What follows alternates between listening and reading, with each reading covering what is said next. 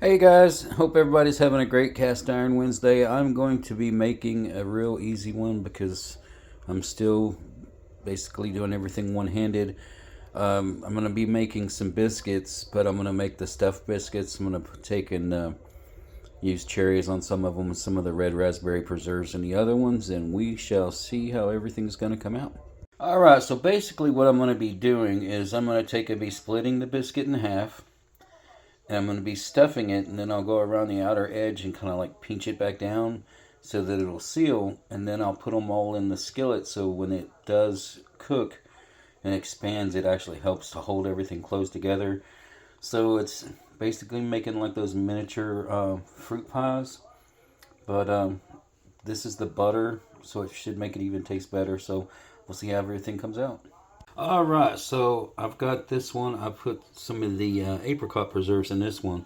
We'll see if we can kind of pinch these together. I'll have to use the other hand and close it up a little bit better than that, but basically that's what it's going to turn out.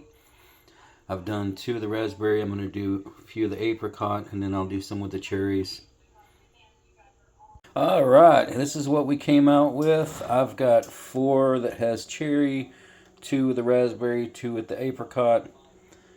Everything should turn out pretty good because these are just going to take and cook up and swell. The package says 375.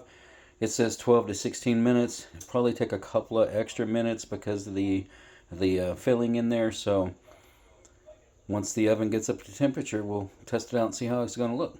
Also, you notice I am using my old BSR Enameled Skillet number 8. Doing that because, you know, with this stuff, it's probably going to come out and get on it. It's going to be a little easier to clean. Since I'm one-handed right now, I have to basically try to make it to where it's just wiping everything out, or it's pretty easy to clean because I don't want to stick my wife with it. So we'll get back to the cooking. All right, guys, here it is. Pulled it out of the oven.